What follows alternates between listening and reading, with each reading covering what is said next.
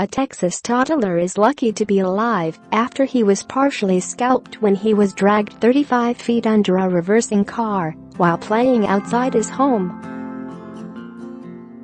2-year-old Sage Wilson was left seriously injured when a large portion of his scalp was ripped off as a family friend accidentally drove over him last month. The little boy spent 2 weeks in Cook Children's Hospital in Fort Worth following the ordeal and has undergone multiple surgeries to treat his gruesome wound and skull fracture and a graft to transplant skin from one side of his scalp to the other. His mother, Jamie Wilson, said her son is a little miracle. "I do feel that it could have been so much worse. He's in high spirits despite everything he's been through.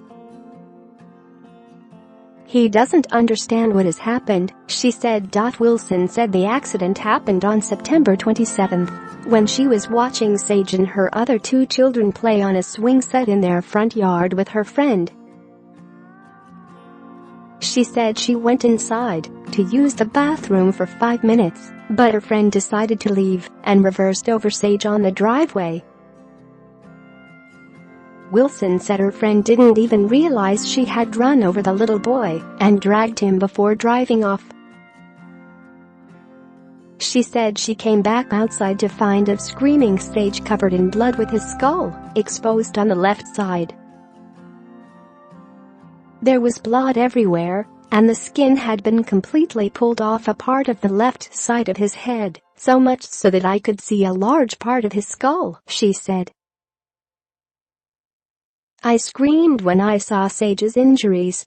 Wilson and her husband Blake started rushing to the hospital before emergency services advised them to pull over and wait for an ambulance. "He was conscious in the car, but everything was covered in blood," Wilson said. Sage was then transferred to an emergency helicopter so doctors could perform surgery as soon as he arrived at the hospital. "They said he was lucky because if the rock had hit a major blood vessel the situation would have been so much worse," Wilson said. Share this article. He went into surgery for 3 hours and they cleaned out his wound. On October 4 he had a skin graft from one side of his head to the other to help close the wound. He will never grow hair on those parts of his head again. He also fractured the back of his skull. Despite her son's horror injuries, Wilson said she doesn't blame her friend for the accident. "After my son had gotten the helicopter, I texted my friend to tell her she had run him over. She had no idea," she said. "It was a complete accident and I know that.